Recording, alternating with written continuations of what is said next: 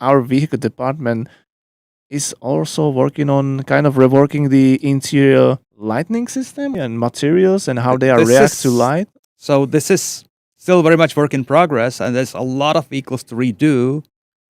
So there is some trickery to it on the programming side too.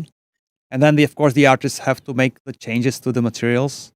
You finally have independent suspension and also a rigid beam axle. The technology or the approach to how we portray the chassis was established 10, 15 years ago. So in a way, we are finally catching up, I would say, to what may be expected of a game today. And again, just as everything with trucks, if you have 2 games and each game has like 20 plus different trucks, and each of them actually may have multiple chassis versions, it's a massive undertaking to go over this much content and change it. So I understand the plan for the team is to introduce it gradually. We work each time a few vehicles across our history, and of course the new ones will be already coming equipped with proper simulation. Double wishbone. Oh yeah, check that out. Nice. One of our team is actually working on maybe reworking the garages. I think also one of the motivations was that with cars, you also want believable kind of home for your vehicle. And there is actually quite some complex plan for further steps with companies. So in a way, this is step 1. But we felt it's about time to start the journey. Volvo Truck Experience Center. It is near Gothenburg. It's huge, and you can see some interesting car factory next to it as well. And we are still planning more, but not everybody's factory and not everybody's cool place can make it into the game. Sadly, quite a few ideas had to be simply left under the table because we just cannot fit everything into the schedule or into the world size and all that. Another new brand joining the Euro Truck Simulator 2. For cargos. For cargos, yeah. Not yet at the stage where we would allow the player to drive these or operate these. But I think will be also available for ATS. Grain feed trailer. This is from a brand called Wallinga. Also, they have animal welfare trailers. So they're focused mainly or mostly on agriculture trailers. Cooling units. Thermo King. Now, Thermo King will be in the game, and it will be generally available across all brands. I guess there's more in the pipeline, more corporations beyond just vehicles themselves. This is not only a paint job pack, but also kind of a tuning pack in the Holland style. You can always tell when there's a vehicle there from the Netherlands. They have this classic style. So from the very start, it was missing out on what we had brought to ETS2 already. Players' company identity wasn't fully fleshed out. So now this is this repaying this old debt. So this was the 112M from Scania. This is so out of ordinary, right? This is a part of another angle or to put in another journey path, through what we are building with our games. Which is going back in time a little bit. Yeah, Chad is saying we've got classic trucks before GTA 6 already. But don't congratulate us yet, because just as them, we take our time. Major rework of Scania Streamline. Yeah, basically a rebuild of the entire truck.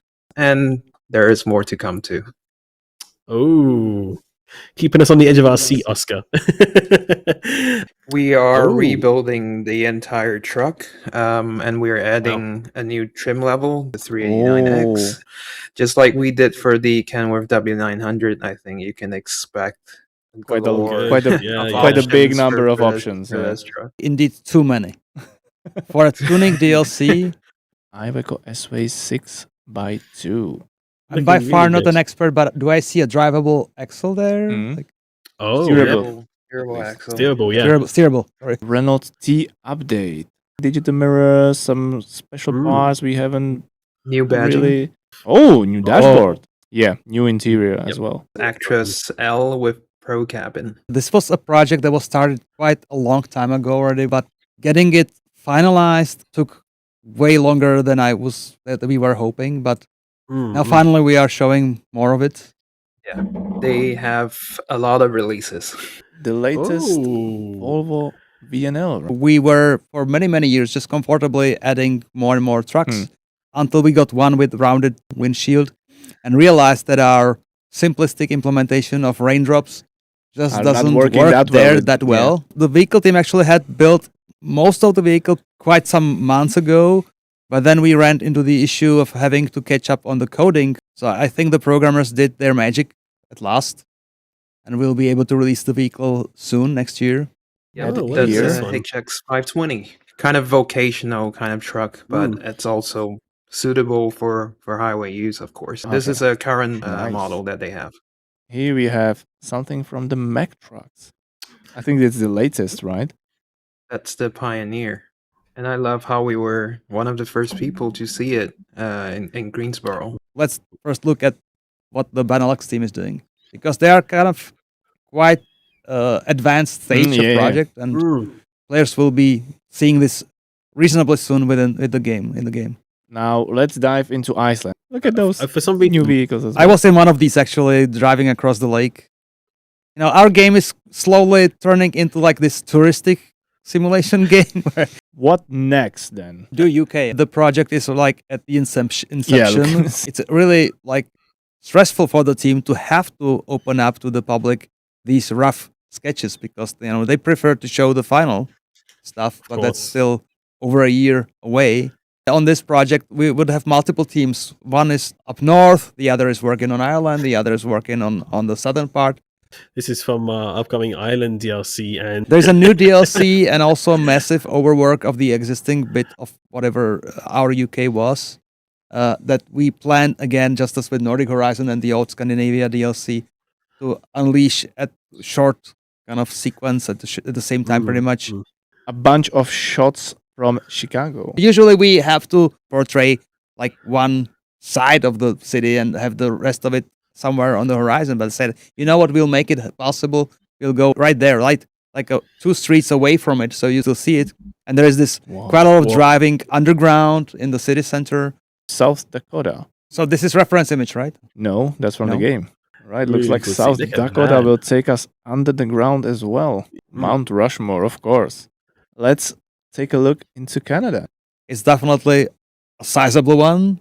This one is a biggie, and it's going to make it quite like complicated for the team to really wrap it up. So we may not be able to do 3 per year. We'll see. Now we are building the sandbox, the huge world. We have built touristic destinations where a truck isn't even expected. How do we justify building these? And also, we have heard it from many players that they don't care that much what they are driving. They love the exploration bit of the game. And before we knew it, we got traction from manufacturers, and we got the team so excited about building these beautiful cars that there was no way back.